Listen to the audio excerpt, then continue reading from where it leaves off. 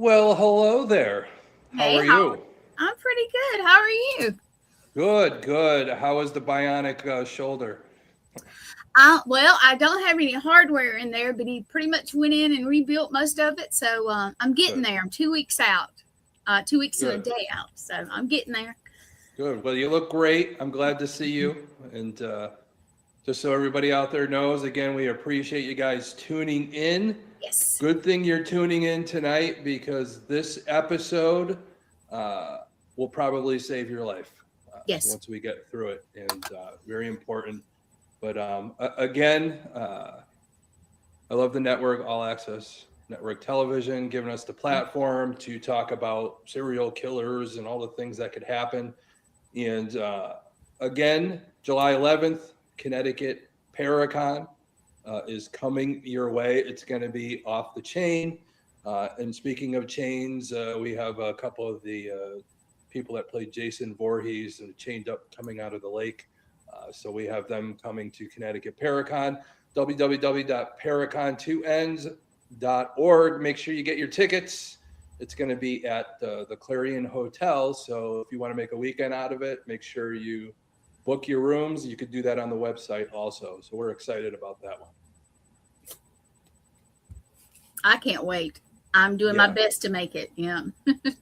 Well, we got the All Access Network television symbol on the website. So I know you guys are always supporting us, and we always appreciate that. And from We there, are. Definitely are. but what do we? I think we talked earlier. I think Saturday, what we're Right. planning. Saturday we are planning. So anybody watching now, if you're watching for the first time and you want to catch up, we're going to be re-showing every episode from the beginning that on Saturday, starting at 10 a.m. Eastern Standard Time. So make sure you tune in, rewatch all the episodes so you could catch up, so you know where you are. So it's like Game of Thrones, if Yeah. you miss an episode, you got to go back and binge watch and all that. And hopefully, we'll give you one of those shocking episodes like they did. But this one, I tell you, is going to be intense. It is. Educational, of course. We're going to do the whole gamut, and I'll go over all that. But it's going to be a long one there, Gwen. So you know what time it is. Let's zoom in and uncover the criminal mind.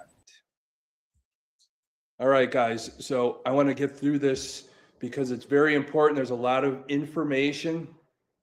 This is that episode, Victimology. It's basically not becoming a victim, what to look out for.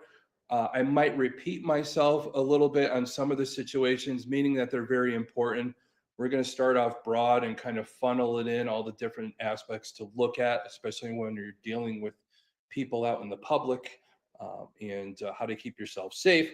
So, basically, while the odds of encountering a serial killer, of course, are statistically incredibly low, the safety habits that protect against them are rooted in a fundamental situational awareness and a behavioral profiling. Serial predators often look for specific vulnerabilities, not just physical ones, but psychological and situational gaps. So we're going to do a breakdown of proactive tactics to minimize vulnerability, focusing on situational awareness. We're going to do boundary setting and understanding predator psychology. So in forensic psychology, in victimology, the selection process used by serial offenders is rarely random. It often involves a predatory triage, quote unquote, where the offender looks for specific behavioral cues or environmental vulnerabilities. So we're going to understand these patterns. It isn't blaming the victim. Remember that it's not your fault, but you want to have awareness. It's about identifying the mechanical and psychological markers that predators look for when choosing a target. Again, we're going to start off some general here and all that, and get into all the things to look out for, what to look out for in the potential criminal coming at you, what are the signs, of course, some defensive tactics, physical defensive tactics, and also mental. And then if you are taken, we're going to go over what to do if you are taken hostage or anything like that. So we're going to dive in.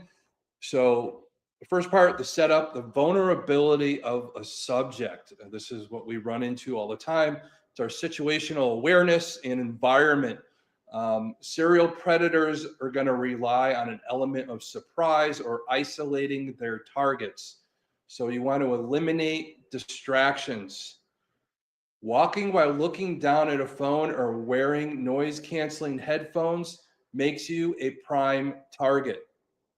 Again, headphones, looking down, that's what we all do. We're out there, we're just doing our thing. You become a prime target. So you have to have that awareness. Be aware what's going on around you, even when you have these things on. Don't keep your head down. You got to look up if you feel something.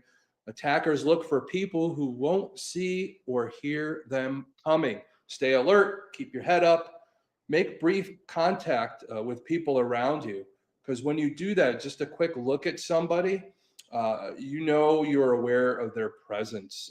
That way they might stop you by. They want to find somebody that is less aware or to be able to identify you, so that surprise is gone. There's a vulnerability loop. Predators often test boundaries with small intrusions. So they might ask for the time, request a small favor, or accidentally bumping into someone.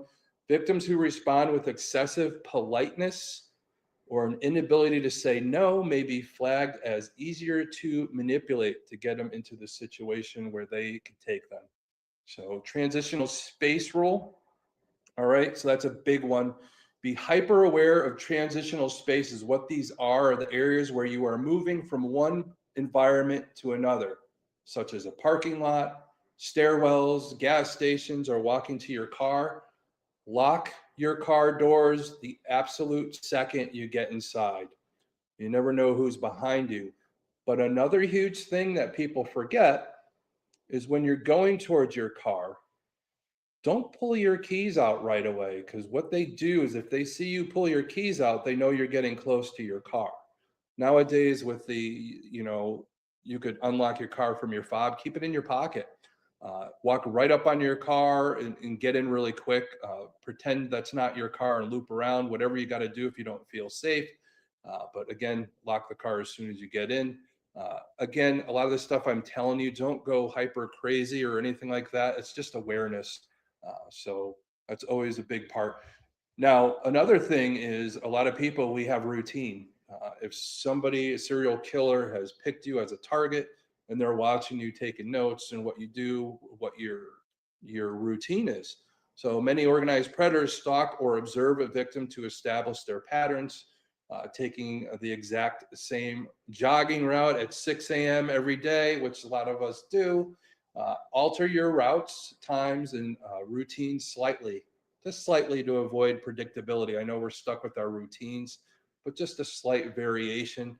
Maybe if you get up every morning at 6, maybe 10 of, or anything like that, just something slight could make a difference between saving your life and not getting into a situation. So research and behavioral analysis suggests that serial offenders are often highly attuned to nonverbal communication.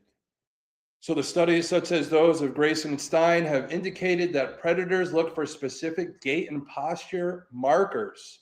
Pace and stride is a big one. Individuals who walk with an unnatural stride, either too long or too short, or who appear to lack coordination, can be perceived as more vulnerable. Eye contact. You want to avoid eye contact entirely, can signal submissiveness or fear. So if you're afraid to look somebody in the eyes, they like the fear. They want the fear. Some serial killers, fear turns them on.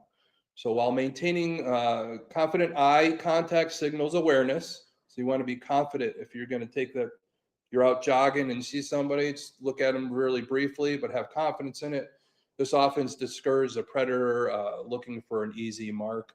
So don't make yourself that easy mark. So serial killers often operate with comfort zones where they can exploit specific demographics that society might look over. Again, the less dead phenomenon is offenders frequently target marginalized groups, such as those in the sex trade, runaways, or individuals struggling with addiction. They choose these targets because they believe the disappearance will go unnoticed or will not be prioritized by law enforcement. So that's a big one. So as if you're walking around these areas and be mistaken for being in that area, wrong place, wrong time. So routine activities theory that suggests that a crime to occur, three elements must converge: a motivated offender, a suitable target, in the absence of a capable guardian. Victims are often chosen when they are isolated from the social guardians or safety networks. Always have a friend with you or multiple friends or anything like that. Um, that's a big thing, especially even going to the bathroom. Just because you're a female and going to a bathroom doesn't mean somebody could be in there waiting for you. That's why it's always good to have a buddy system going on. Now, recognizing manipulation tactics.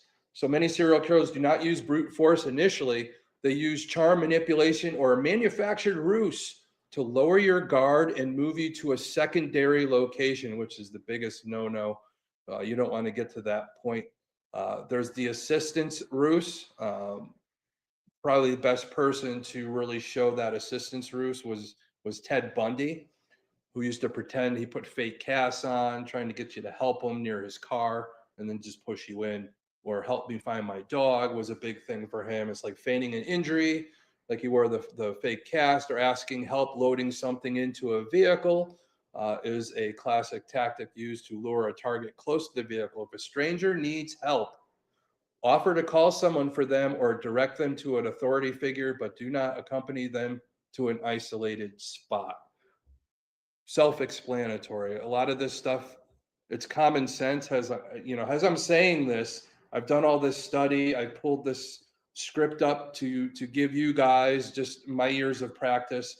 It sounds self-explanatory, but sometimes, just like anything, we could be so good at something and be aware and all that, and we just forget basics, what we should do on a daily basis to keep ourselves safe without overboard and without having that anxiety panic. So there's also part of this is the interview or the opportunity angle. It's be skeptical of strangers offering sudden lucrative opportunities like modeling gigs, private photography sessions, off-site job interviews. Hey, just want to take a few pictures. So that requires meeting in a private or unverified location. Always vary credentials and assist on meeting in a public space. That's important. There's also this thing called force teaming and how they break down your guard. This is a manipulation technique where a predator implies that you and they are a team sharing a common problem. For example, we're both stuck out here in the rain. Let's share a ride. It is designed to reduce the social distance and to make you feel rude for declining. So they take your emotion, your empathy, and they use it against you, because basically most serial killers aren't really empathetic people, but they do have that mask of sanity to practice and do these things to get what they want. But boundary setting and social conditioning, the society often conditions people to be polite, and just talking about this, helpful and accommodating. Predators explicitly exploit this politeness to cross boundaries. They, weaponizing the word no. A dangerous person will rarely respect a soft boundary. If a stranger approaches you and ignores a polite rejection, escalate your boundary immediately. No is a complete sentence. If they continue to close the distance, make a noise, draw public attention. Don't be afraid to do that. I'd rather be an asshole to somebody if I don't feel safe. Don't worry about it. Just be an asshole. Who cares? You're saving your life. They just go away. And hopefully they'll be captured before they do anything if they're that type of person. So trust your survival signals. All right. There's a book called The Gift of Fear, Gavin DeBecker. He emphasizes that intuition is a hardwired biological radar. If a person or a situation feels off, do not waste time rationalizing it or worrying about appearing rude. We just talked about this. Leave the situation immediately. And middle finger raised, I guess. I don't know. Might piss them off and chase you, but just get out of there as soon as you can. Create that room. Never go to a secondary location. If confronted or threatened, do everything in your power. Fight, scream, or escape at the initial point of contact. Statistically, The chances of survival drop drastically once an offender successfully moves a victim to a controlled or secondary location.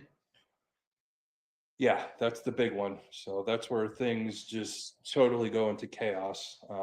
The digital and lifestyle security. Modern predators can use digital footprints to profile and select targets. We do this all the time. We go live, we take pictures when we're on vacation. Hey, we're downtown at this particular location having fun. So you want to delay your posting. Avoid posting your real-time location on social media. Post photos of events, dinners, or travel after you've already left the location.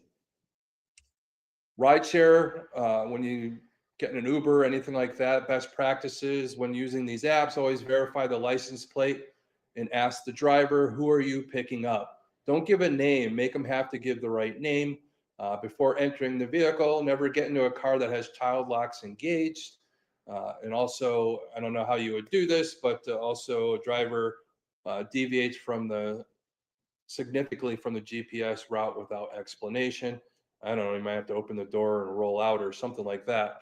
It's hard to know ahead of time if they're going to do that. There's the buddy layer. Always ensure someone knows where you are going, who you are meeting, and when you expect to return, especially when meeting someone new from a dating or marketplace app. Meet in highly populated public areas and arrange for your own transportation. Sometimes if you're really worried, of course, don't go out on the date. But if it is a first date, yes, the populated areas.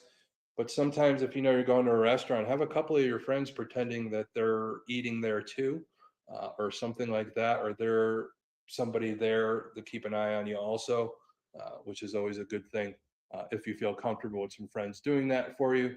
But just to reiterate everything we just went over, there's a factor, the awareness factor. The predator's goal is for surprise. The victim action, there's distractions. Your phone, looking at your phone, headphones. So that's how this all works and how they look at it. Boundaries. Predator's goal is control. Difficulty saying no to a stranger. That's why they're going to get at you. Isolation, no witnesses. Of course, they don't want any witnesses. Walk alone in an unlit or unfamiliar areas. How they get you on that. Your body language, if you have low resistance, slumped shoulders, downward gaze, they might take advantage of that because you're really not paying attention. So if you understand these dynamics, it's a key component of behavioral profiling and personal safety, shifting the focus from the offender's impulses to the mechanical ways they interact with their environment. So that's like a brief summary of everything. I want to get more into really the things to look out for. We've talked about this on previous podcasts when we were doing serial killers, supernatural, and murderers. This is something I've talked about with Gwen, with Lee, and all that. And we maybe, if we have time at the end, she'll tell the story of what happened. But when a predator is about to attack, that's the next topic. So in behavioral profiling and situational awareness, understanding the pre-attack indicators of a predator or individual, whether a criminal opportunist or a violent offender, is crucial. Predators rarely attack without warning. Instead, they exhibit specific psychological shifts, behavioral tells, and tactical positioning right before they strike. So let's do a breakdown of what a predator looks like and does when they are transitioning from stalking to an active attack. It's the physiological changes, the fight or flight reflex. Just like a prey animal, they're animals. Just nothing to it that evil, they just become animals. The human predator experiences a massive spike in adrenaline right before an attack. Because they're trying to conceal their intent, these physical reactions often leak out. The target glance or the hyper focus. Their eyes will lock onto you, or alternatively, they will repeatedly look at your target areas like your neck, waist, or pockets. So they're looking at where they're going to go at you, or what they could get at you, or how they could take you down. And they scan surroundings and check for witnesses or security cameras. They're constantly looking around to see who's around. I don't want to make this analogy, but it's like when you tell an ethnic or off-color joke, you look around to make sure nobody's around. It's just something instinctually people do for some reason. But if somebody's about to attack, they're looking around. They don't want any witnesses, of course. But then there's the big one. This is the one they call the serial killer stare or the 1,000-yard stare. Their expression may be completely blanked out.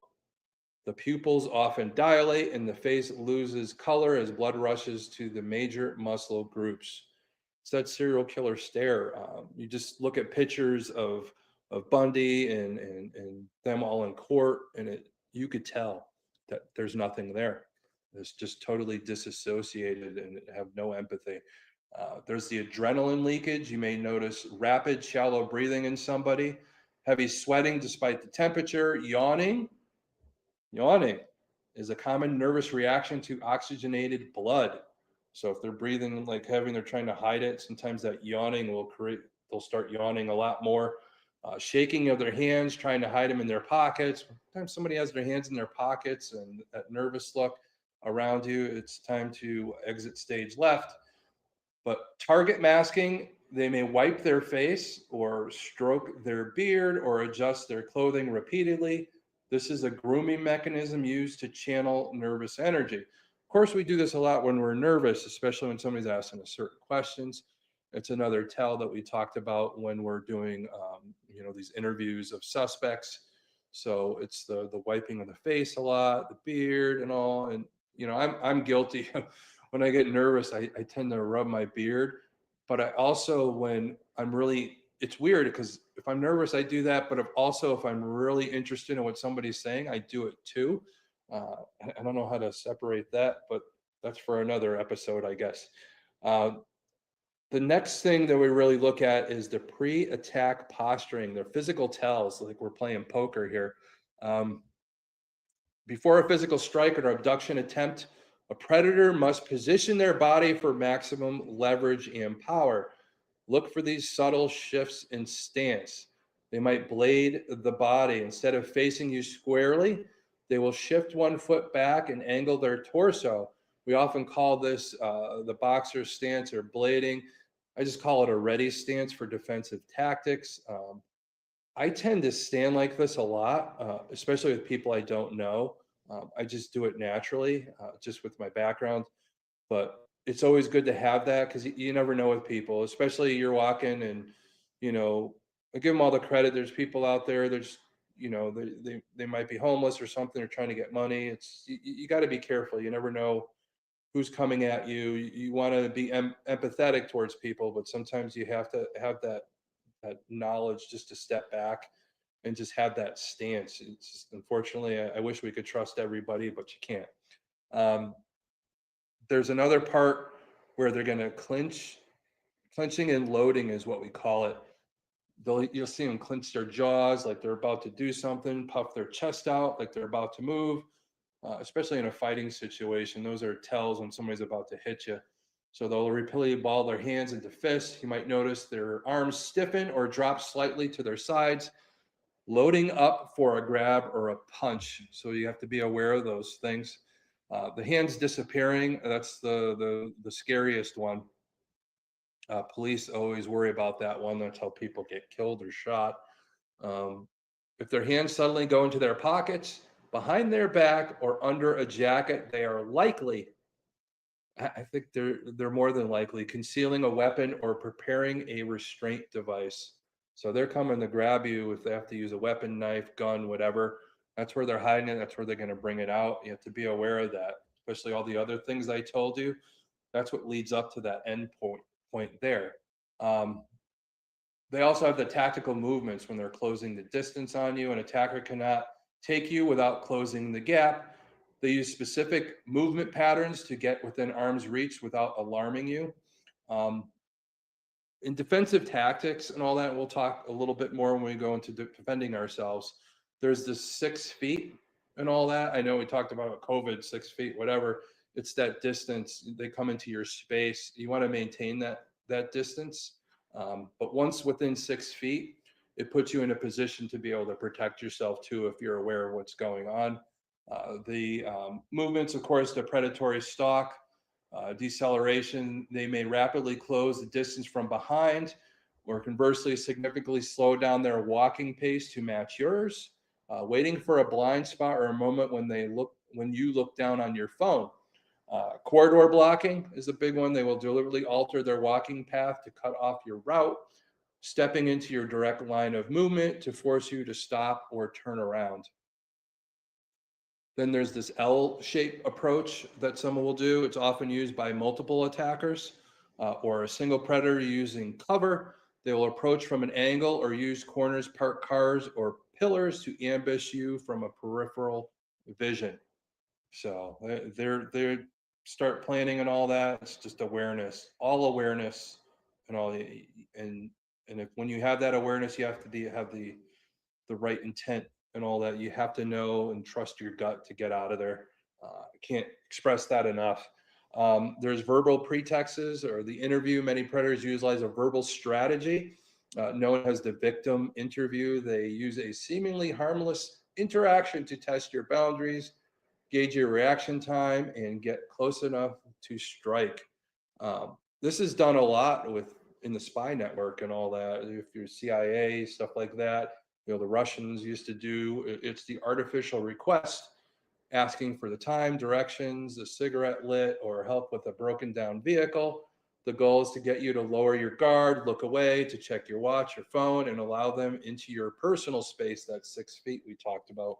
So there's overcompensating politeness, which happens if someone is being aggressively helpful, offering unsolicited assistance, or using excessive charm.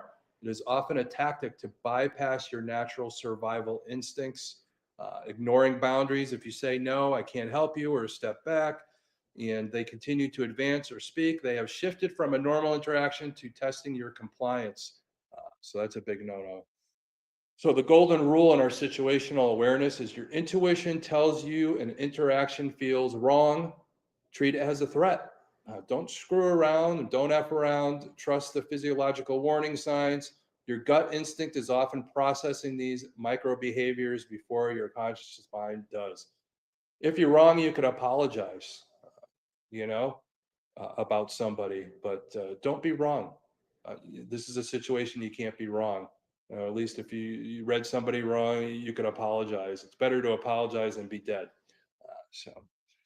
Now, we're going to move into the defensive tactics, physical and mental. So when we looking at safety through the lens of behavioral profiling, counter ambush strategy, and law enforcement defensive tactics, the mechanics of an abduction attempt to boil down to one specific variable: control. An offender targeting a specific individual relies heavily on the element of surprise, speed, and the second location, moving the target away from the initial point of contact to place where the offender has total environmental control. To defeat this, tactics are divided into immediate counter ambush mechanics, environmental disruption, and behavioral prevention. This is the big one. You don't have to be powerful to be able to protect yourself. And we're going to get into that. It doesn't take much. I could show a 90-year-old woman how to protect herself against somebody much bigger than her. Those are the things that you have to learn. I've taught defensive tactics. I've taught to people, hey, my own family, I've taught to keep them safe because I just never want to get that phone call. So anybody looking for this, I'm more than happy to discuss that. Hopefully, if you have questions, of course, at the end, all caps, we could go over that. And again, I'll say hi to everybody at the end of the episode. But let's dive into this one. Physical counter ambush tactics. So if an attempt is made to physically grab or move you, the primary objective is not to win the fight, but to disrupt the momentum long enough to break the hold and escape. We have what we call the dead weight and anchor technique. Okay. The mechanic of it, dropping your center of gravity instantly. If grabbed from behind or wrapped around the waist, drop your hips sharply toward the ground, bending your knees. You want to make yourself as heavy as possible, that dead weight. Of course, why it works, it shifts your weight entirely, making it drastically harder for an attacker to lift you or force you into a vehicle. So this tactic, while dropping, grab onto any nearby physical anchor, a railing, a shopping cart, a car door, or even a post. Make it physically exhausting for them to move you. Exhaust them. If you can't, anybody could get exhausted really quick, especially when the adrenaline's flowing, anything like that.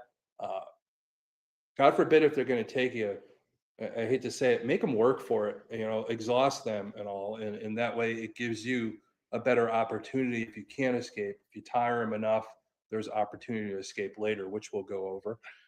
So the soft target striking, if you are held tightly, standard punches often lack the leverage to do damage. Focus exclusively on high vulnerability targets, trigger automatic physical regressions or involuntary reflexes, of course, in the attacker. Again, you could be 90 years old, you stick your finger in somebody's eye, they'll probably let you go. And that way, if they can't see you, you could get away. So gouging or driving your fingers directly into the eye sockets forces the head back and causes involuntary release. You're so stressed at that point and so much adrenaline's going. If they're attacking you, no holds barred. Take their eyes out, blind them. They're the instigator. They came at you and you're protecting yourself. So there's also the throat, a structural strike to the trachea. Crushing or striking with a palm heel disrupts breathing instantly. Just so you guys know, just one tap to the throat like that, it'll disrupt the breathing. If they can't breathe, they can't take you. Same thing if they can't see, can't breathe. Now, a hit to the throat, 8 pounds of pressure per square inch will kill somebody. So it is a deadly strike. It is considered, in law enforcement, we have a use of force matrix that we have to use and take in consideration of that. If they're using deadly force against us, and we have to use deadly force back if we're in a position where we can't get to our weapon or anything like that, a punch to the throat is considered a use of deadly force because they're trying deadly force on us. So that works with the use of force matrix. But if your life's in danger, you're still doing that. Of course, there's the groin and knees. Guys out there, I know if you've ever been hit there, it hurts and it'll put you down. I don't care how big or strong you are.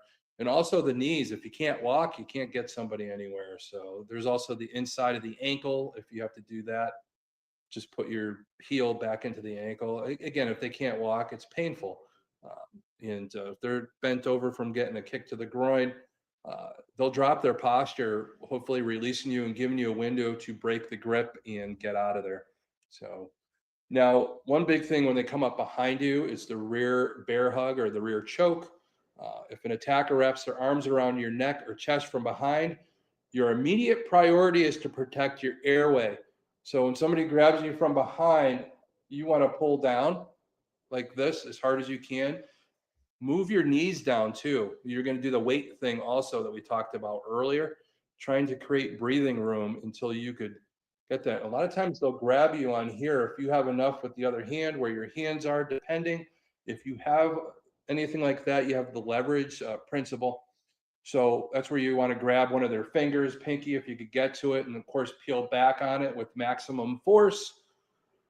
I know it's going to sound disgusting when you crunch it, but it's better to hear the disgusting crunch than to be dead or taken somewhere and be violated. So isolating and breaking a single digit will compromise the strength of the entire hand and arm lock, right? So that way we'd be able to escape in that situation.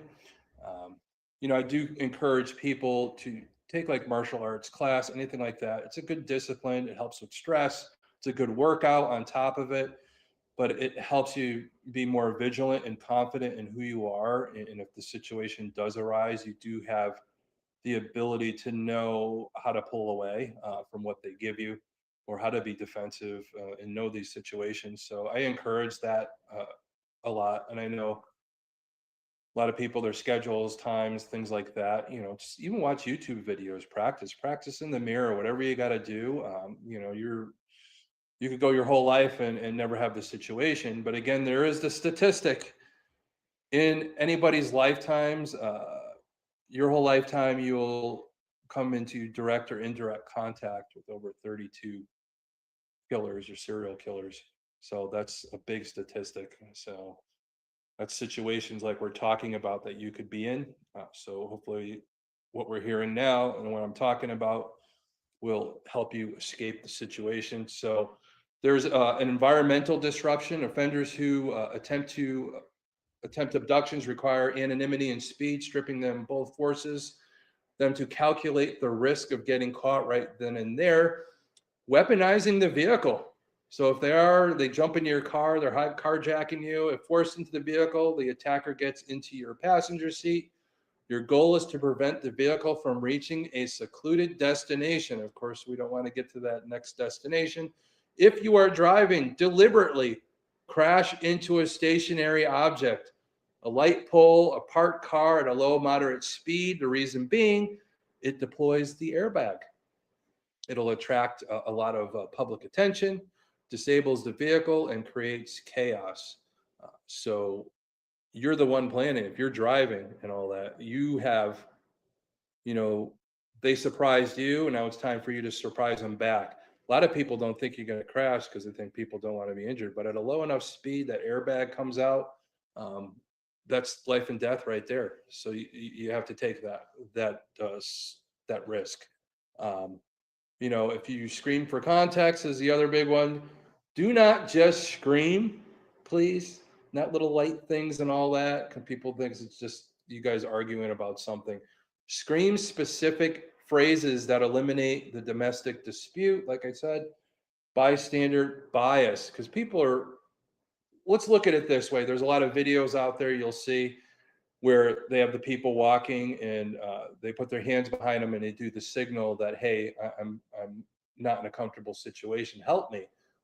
I've watched these videos and a lot of times they'll show them and out of 5 people, maybe only 1 will respond to try and help that person. So that's what you're up against. Unfortunately, what I'm talking about now is for your own personal safety. I want to think that somebody's going to come and help you, but you can't assume that. And you can't assume everybody's out to rescue you. Sometimes you just got to rescue yourself and have these situational things down and have the awareness of what's going on around you. Even if you shout, I don't know this person, they are trying to kidnap me, call 911. Of course, you want to do this, especially if they haven't taken your voice from you. Then you want to start leaving a forensic trail. If you are being overpowered and cannot escape immediately, drop personal items intentionally, a shoe, a piece of jewelry, a phone, or attempt to leave DNA evidence, scratching the attacker to get skin under your fingernails, splitting. In that situation and all that, the scratching under the nails, God forbid, if you lose your life, at least there's DNA, at least in death, you could help somebody else. It's almost to the point, I hate to compare it, where a lot of us donate in case something happens to us. We may donate our heart, our lungs, or whatever. In this situation, if you know you can't get out of it, yeah, scratch somebody. And if they do find your body or anything like that, that DNA could lead to capture of this killer, and somebody else may not lose their life. Unfortunately, it's that empathy for others. Unfortunately, if you're in that situation. So now behavioral tactics, denying the target profile. From a behavioral profiling standpoint, predator offenders scan for specific cues.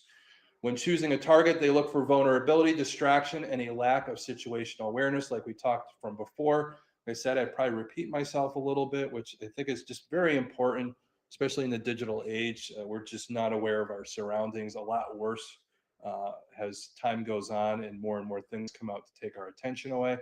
But you want to erase the surprise element, walk with your head up, scanning the baseline of your environment. If you notice somebody watching or following you, make direct, brief eye contact. Again, it shows that you're aware of them. It signals to the predator or offender that they have lost the advantage of surprise, and they can, that way they can identify them. They don't want to be identified. That's why they want to try and surprise. Enlarge the tactical boundary. Cut corners wide. You want to cut the corner wide when walking around the building, edges, or dark alleys to prevent a close quarters ambush. Keep your keys concealed in your hand. before you reach your vehicle, like I talked about before, when it's in your hand, you could also use it as a weapon and all that, the key to the face or anything. So have that in your hand. Again, most people, if they're observing or following you, once you pull those keys out, they know you're close to the car and they're going to close the gap. So a lot of times, even if you see your car, loop around, come back around and all that. And, that's something that you do those wide turns.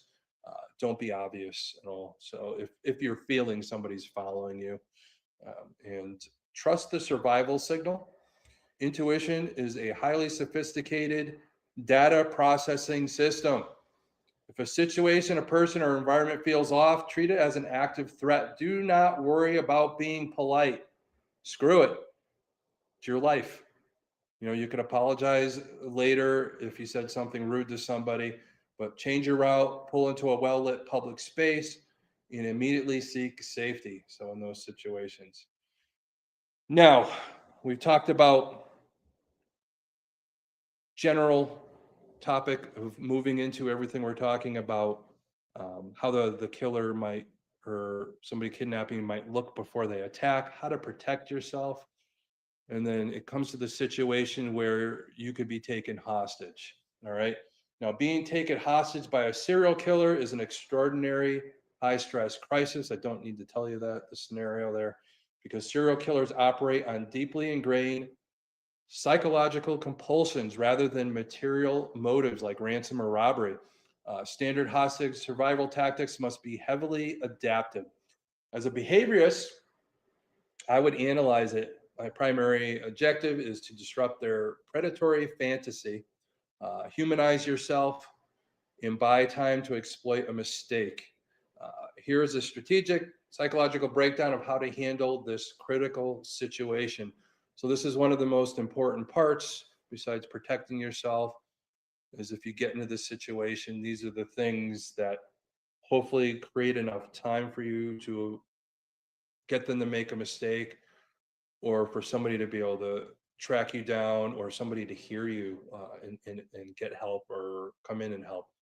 Now, number one, de-escalating and depersonalizing the initial capture. The abduction or initial capture phase is the most volatile. That's the most physical one. Of course, the captor's adrenaline is high, and they are acutely aware of the risk of being caught.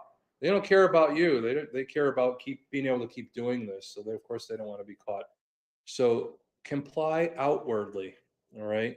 Do not fight back blindly if they have complete physical dominance or a weapon drawn. Okay. As this can trigger an immediate lethal response. So you may not get the time if you're fighting back like that. They have something on you. Just, hands back. Just, unfortunately, you have to do that. I know a lot of us, our egos get big and say, yeah, we could handle this, no problem. But guess what? You can't. You'll be at the pearly gates if you create that situation. This isn't the movies. This isn't TV. People don't hesitate sometimes when their adrenaline's high like that. A lot of times it'll accidentally go off if they're nervous, or they're just sick of you and they're just gonna, screaming and yelling. They're just gonna put one in you, unfortunately. So as a trigger or immediate lethal response, obey commands calmly to lower their immediate arousal and anxiety. I know it's easier said than done to stay calm, but you have to. A lot of times with them, if you're going crazy, of course, they could kill you right there and then. Or if you're showing that fear, uh, you're making the serial killer, sometimes that turns them on, and you're just making it worse. It's such a fine line in that situation. So you want to manage your fear response.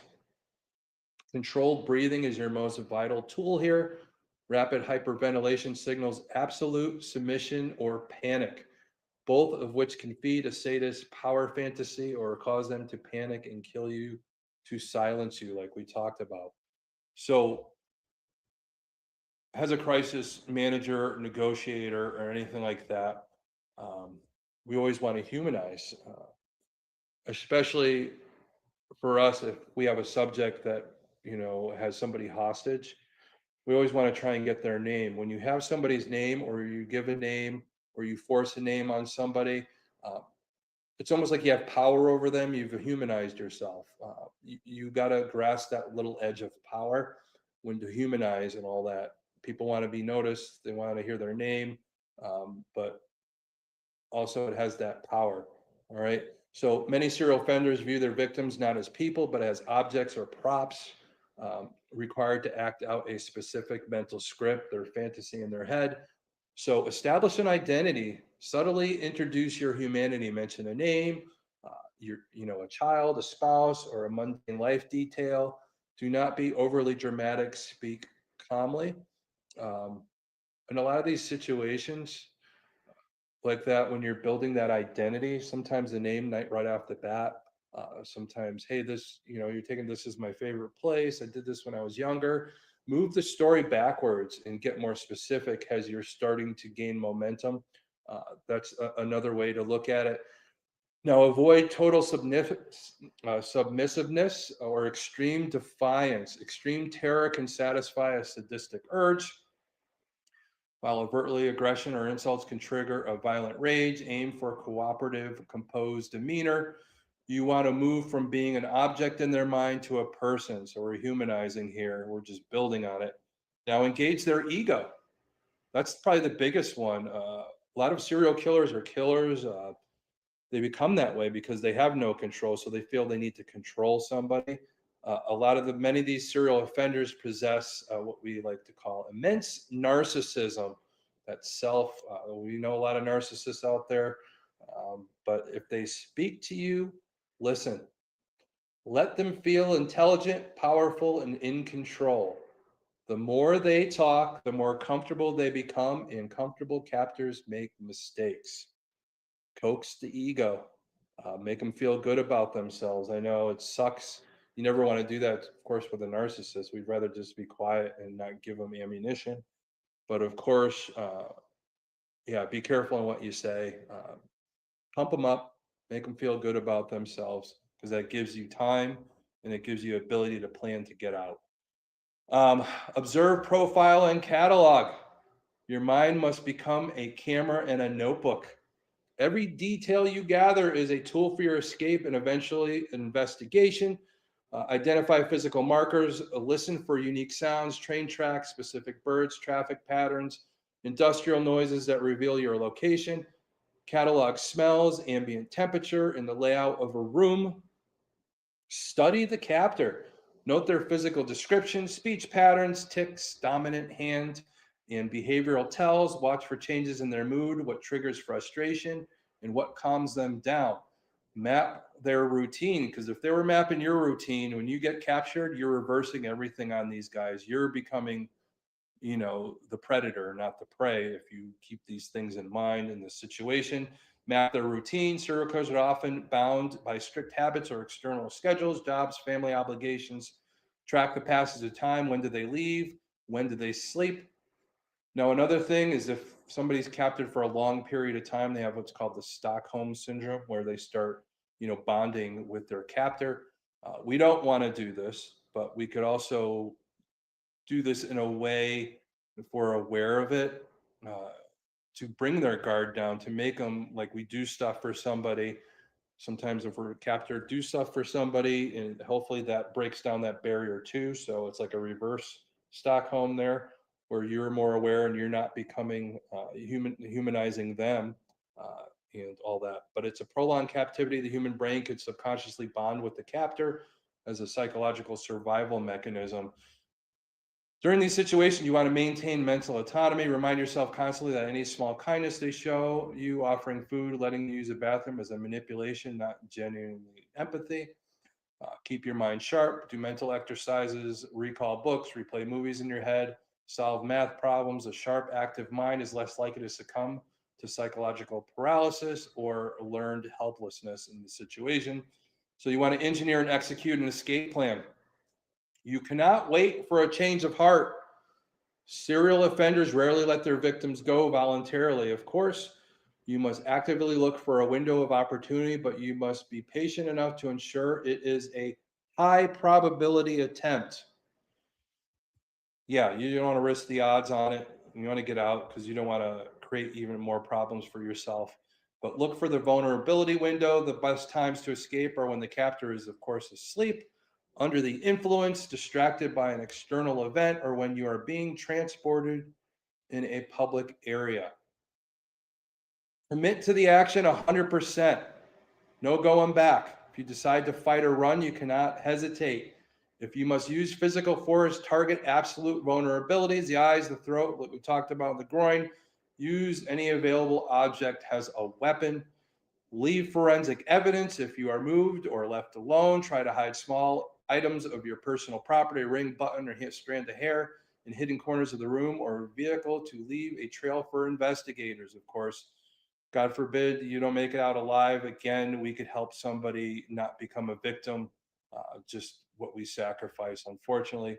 So the golden rule, survival is the only metric of success. Every minute you keep yourself alive by adapting your behavior to a psychology is a minute closer to their routine breaking down, law enforcement closing in, hopefully, or an opportunity for flight presenting itself. So a lot of the victimology things that we talked about, a lot of that was developed and what to look out for by Dr. Ann Burgess. She was one of the founding members of that BSU unit that interviewed all the serial killers. So she was a woman at Boston College. One of her backgrounds is helping victims after rape or altercations or anything like that where they were beat up. So a lot of these questions she put together with the interviews with the serial killers and all that. Case in point, serial killers even, they have such big egos that there was Danny Rawling, if you guys ever heard of him. He was the Gainesville Ripper. The guy that wrote the movie Scream was a student at the time at the Florida University there when Rawling was killing these women, and inspired him to use that as the scream. But Rawling, actually, there was quotes from him on how to avoid somebody like him. But it was this just a weird set of rules of 10 rules and all that, talking about buying a gun and then just using it, that guy was totally crazy. If you could read up on him, of course, read up on Dr. Ann Burgess. I know I mentioned some books earlier to look into. Again, one of my favorites about a lot of this stuff, the Mindhunter and any of those tactics. Again, if you guys have any questions, make sure they're in all caps. And also, very important, again, if you missed some of the episode, you'll watch it back. Again, we're going to play a lot of the episodes back on Saturday starting at 10 a.m. Eastern Standard Time. It's just important information. I know the last few episodes, all these episodes, I'm glad you guys are enjoying. I'm kind of in teaching mode and all that. I'm just trying to help you and build that serial killer ideology, how they think, why they think the way they do, how to keep yourself safe. We're going to start moving into case studies pretty soon. I have a few cool things coming up and to engage you guys, and hopefully we could do that. But for now, I know we're getting a little late here. I want to bring Gwen on because I want her to tell the story about what happened to her in Savannah. So let's get Gwen back up here. Hey. There she is. So we'll make it quick. Yeah. We're going to make it short. We had already been doing serial killers, supernatural murderers, which was actually we did it about a little over a year. Mm-hmm. It was fun. But we had been talking about this and that, and I listen, I learn, I listen. I'm one of these nerds. Okay. So, myself, and Litriana, who everybody knows, and Matt, her husband, and another friend of ours, we go to Savannah for, a little thing. So one day we're down at I think they call it the Riverwalk, and it's these stores, and you just look, and it's like almost endless looking. You can't see the end if you're sitting. So we go in this little outside table, we're eating lunch, enjoying the day, listening to music. One of those been easy for somebody to pick somebody up days. Absolutely. So we're sitting there and I'm looking, and before I even saw anything, I felt something way down and I couldn't see. I could see people walking, but I couldn't see. And I felt something. It didn't feel right. Well, it felt like something was getting closer. And I know that's weird. Maybe hunters might know what I'm talking about. Mm-hmm. But in my mind, I'm thinking something's not right. And then I'm thinking back on what we had talked about. So long story short, I see this guy, this real tall guy, and he had this girl with him, and she had this empty look on her face, like nothing was there, is all I can explain. And he had eyeballed me like all the way down. I could feel him coming. And then when I saw him, I knew he was looking at me. And I'm sitting there, and I'm just kind of like, So he stops at the menu on the wall. They have those on the outside, and then him and her go inside. Well, I had to go to the restroom. Now, mind you, I'm already feeling creeped out, and I'm like, something's wrong. I go in, and the whole time I walk in that door, it's like he saw me walk in, and he followed, like his eyes followed me all the way. Now, Litriana walked in with me, and she didn't know this at the time. We get in the bathroom, and I said, you need to know this. Something's not right. Well, we come out, and she saw it too. But the more I think back about it, if I had been on my own, or maybe if I'd even gone to the bathroom on my own, there's no telling what would happen. Mm-hmm. Now, the people that I was with, they would have missed me. But that is when I realized that if you pay attention and you have your senses open, you know something is wrong. Like I said, I could not even see this person, but I felt it. I felt that person watching me. And we even went to a store after that, and he walked in and he circled, and he was staring at me the entire time. And like I said, the lady that was with him, or whatever she was, it was like an empty shell. Mm-hmm. And he was, I don't want to say evil, but he was not good. He was very much not good. And I know that's very simple, but I didn't want to run over time. But no, everything you talked about is what I talked about tonight. Exactly. You really, the woman that was with him, I don't know what the relationship was, but sometimes they have people as pawns. Yes. Somebody that's in on it, but doesn't have the capacity to keep them from stopping. So if you see a couple together, you're less likely, you're aware, but some people aren't. There's, that's just a couple, I'm not going to worry about it. But you got to keep an eye on that too. There's pawns that they use, a guy walking the dog, some of these predators have animals just to get what they want. Even a child. Exactly. So there's people that they got the carriage, there's nothing in it. Yeah. There've been killers that have used, put dolls in it just to get somebody to look, take their eyes off of them, and the next thing you know, you're a victim. You got to be careful. I know we want to pet the dog. I know we want to see the cute baby and all that, but you got to trust your instincts. Again, when you felt that something was wrong, you stayed away from it. You made awareness. You made that look towards them to say, hey, I see you. I did.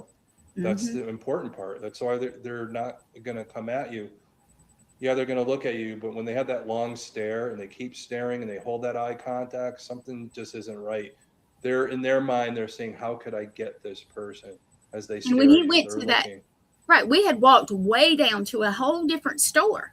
Mm-hmm. And by the way, all they ordered was water. Mm-hmm. So they were watching. And when we walked down to that other store, we had one of us, Matt, had went to get the car because it was really long ways. And anyway, he was just going to go get the car and come back and get us. Mm-hmm. We sat in that store, and it was a coffee spot on one half of it, and it was an odd little store, but they walked around in that circle. They didn't buy anything. They didn't pick anything up. They didn't order anything. They were just watching me the whole time. And even when we went outside, they came out the other door and they were watching me. And I could feel them as they walked down that he kept turning back and watching. And I believe that if I'd have been left alone for, I don't know, he would have tried to do something. But we were so aware, and I was like, man, I keep thinking back, what if we had not been discussing all that time? What if I'd have went to the bathroom by myself, or what if? Yeah. One other thing, I appreciate you telling the story again, because it's important, because when if we say this stuff enough, then it gets ingrained and it gives us that vigilance. But you weren't so vigilant, where it was annoying, where you had anxiety all the time and couldn't go anywhere, and I'm just not going to leave my house. We can't have that. You got to live your life, but just be aware. One of the big things, I know I'm talking about, it's more of the adult thing. We have to be careful of our kids. I know we talked about raising our kids and all this other stuff. Parents, you got to be aware, because your kids aren't going to be aware. Exactly. All right? So we have to be aware for them. Stacia and I talked about this the other day.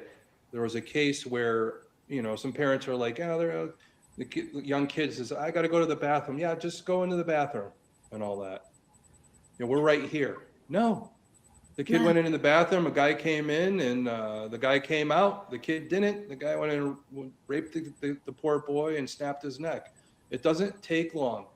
Yeah. You got to be aware your kids around you. Keep them in front of you. Keep them in front of you. That way, wherever they go, you have them peripheral, left, right. They're in front of you. I know it's tough sometimes, and there's no excuse for that. There is family bathrooms now, so if you have that concern of being a guy taking your daughter in or anything like that, those are the things I hope a lot of places have those family bathrooms a little more often, so it's not, so awkward or anything like that. People, right. The awkwardness is why they do that, but you're putting that into a really precarious situation where we lose our kids. So I'd never make it through it if I did. Thank goodness I did not. Exactly. But even growing up, I grew up with 2 older brothers, and they taught me things like how to fight, and if I need to. I mean, I'm pretty. If you meet me, I'm a little spitfire, but you also know that I'm not one of these loud, obnoxious folks. I'm not going to do that. Yeah. But if you ever see me being loud, there's a reason. So pay attention. I even fly and stuff, and I don't worry about it as much now. But I'm aware. I'm very aware of everything. Yeah. So. It is, even with your friends, you're out at a club or something like that. Mm-hmm. Your friends know you. If you're doing something out of the ordinary, they know something's wrong and they come to your aid. So it's the other things to look out for, especially I didn't really talk about it, but you're at a bar, keep your drink with you. Keep your hand over it too. Wherever you go, keep your hand over your drink. That's another way they're going to get you, because they know if you start feeling a little, hey, I got to go home. I'm feeling a little woozy, some of that tough stuff kicks in, they're going to follow you out and you're a victim and you could possibly be dead. So got to be aware of that. I know a lot of people that had been drugged that way and all that. Some of them had their friend help them, especially their friend knew, hey, she's not acting right or he's not acting right. Let me take them, because it only, you want to keep them safe. We have to keep our friends safe. Again, going to the bathroom if you're not feeling well.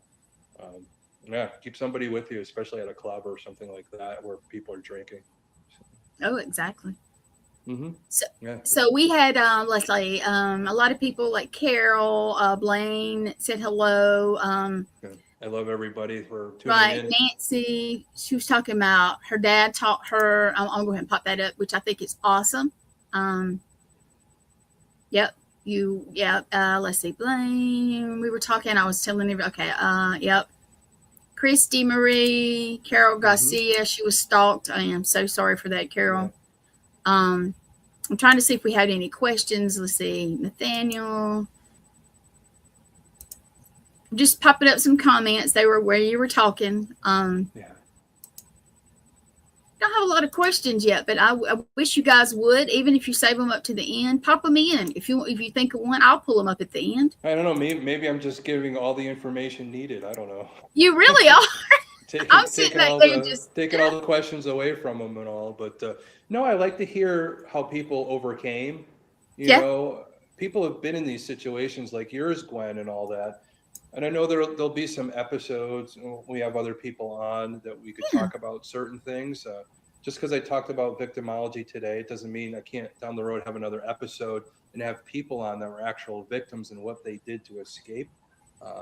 We did do an episode of victims on serial killers, supernatural, and murderers. I remember Letrian opened up on what happened to her, and that was very powerful. And I think that helped a lot of people. And I know it probably healed her a little bit too. Sometimes that's the first time she'd ever openly talked about it like that. Exactly. I knew, but it was all I could do not to lose. I'm thinking about it now and I'm about to cry, but it was terrible. But it is very emotional for her. And you always feel like a person, like knowing what I know, I feel vulnerable myself if I can't help somebody and all that. And it's the worst thing, knowing that you know how to help somebody but you can't be there in time to help. It's the worst feeling in the world. we do it as parents. We worry about our kids. We worry about them in these situations. I told my kids this stuff, and oh yeah, Dad, when I hear you lecture again and all that, but I just hope it sinks in and they're aware. Just with anybody, any loved ones, if you have a hard time talking about this subject with your kids or anything, again, have them watch the show.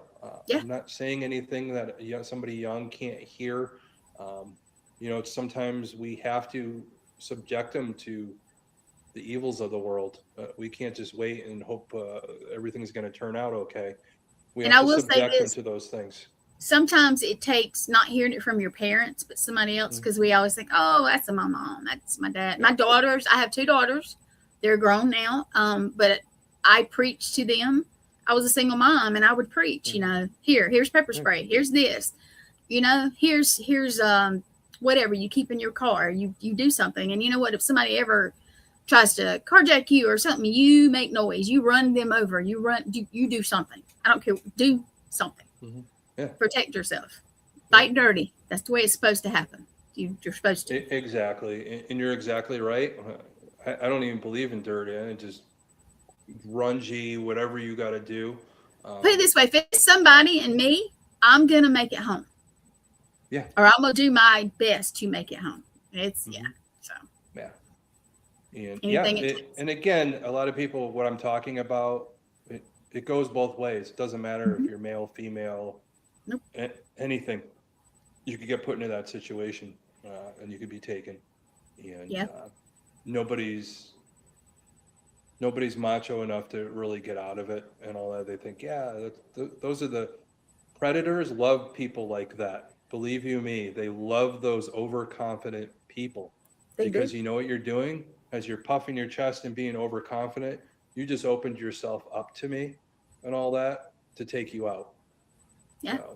Remember that. Be confident in public, but don't be a jackass. That's the whole thing. There's a fine line with being confident in who you are and how you come into a room with confidence and all that. It's a good trait to have.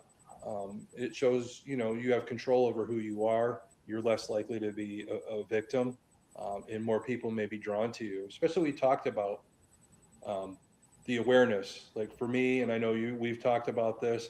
When I walk into a restaurant, I don't want to make sure I could see the door, especially any door, like even the door where the staff comes out of. Yes. Because people could come through the back door and come that way. I want to be able to see peripherally. Yep. And when I do come in, I could see every person in there. I know where every doorway or exit is, who's in there, who could help, who's vulnerable, who might be an attacker of some sort if things go wrong. I just do it like in less than 5 minutes. And I just sit there. I watch until people. I know. I can't eat until I know. So. I watch people come in and out. If I'm like with you, it was me and you and Stacia and Lee and Matt. Yeah. I still watched, even though I know I had you guys. So it's a habit. And, we were both first responders. We saw some bad things happen. And like I said, you know what? Don't go in being arrogant. Yeah, we have. But you know what? Go in and say, look, if something happens, I'm going to make noise. I'm going to do something. Something's, I'm going to do my best to make it home. Yeah. I want everybody to make it home. Everybody that watched tonight, again, I appreciate that you guys watched and thank you. Just even if you have friends that didn't watch the episode, have them watch. If you're concerned for your loved ones and all that, just have them watch. I'm giving you information that's tried and true. Many professionals, psychologists, law enforcement, all came up with these ideas. I just did the studying. I put together this show for today. I work on these things for over a week. Yes. To make sure that I bring you guys proper content and to help you. I want to bring you the best that I can with my background and offer you those things of my knowledge and my world experience to hopefully help save your life or save somebody else's life, or to give our kids a fighting chance as they grow up, to be more confident and aware of their surroundings. So those are all big things. They very much are. And don't forget Saturday at 10 a.m. That's going to be episode 1 of Profiled, and I'm going to play them until we get finished that day. Yeah. And don't forget they are pre-recorded. I know if Tom has chance, he'll go in and see if anybody something. But if you have a question, send it to me, send it to Tom. We may not get it right that second, but remember they're pre-recorded, so we're just going to go and play them all back. And if you missed one, maybe you know what, you may see something that you didn't see the first time. Yeah. Or listen. Yeah, instant message me. Some people don't want to put their comments out here on live. Right. If you have something private, personal, and all that, part of our Wardruna group and all that is to help people overcome some traumas or to avoid these things. Just reach out, instant message me, Thomas Patrick on Facebook, of course, Instagram, TikTok, Archangel of the Paranormal. I'm here to give you what I know. Do I know everything? Of course not. Again, it's based off of what I've learned in training. As a shaman, what I sense, and also my own traumas growing up, and how that put all three together to be aware, to be able to profile or to help people or to see these things. So it's important. And hopefully I've done that for you guys. And again, I'm offering, that advice if you need it. Absolutely. And if you can't, if you reach out to me, I won't say a word. I'll say, Tom, you need to contact this person or anything like that. Whatever you feel comfortable with, just reach out. Don't ever just not say anything. Never. Always say something. Exactly. Yeah. See something, say something. There you go. Exactly. That's exactly. Exactly. Well, I hate to cut it short. I don't blame you. You got another show coming on, and all the shows on the network are fantastic. Make sure you guys watch all the different shows, and don't forget the Connecticut Paracon. It's coming up. Paracon, www.paracon2ns for Connecticut.org. And again, Saturday you'll see all the episodes. And again, I'll acknowledge everybody after the show. And again, I appreciate everybody watching. And we'll see you next week. I don't know what I'm going to do yet. We'll make it a surprise. And go from there. We'll figure it out. So, but good night, everybody. Down the rabbit hole again. There we go.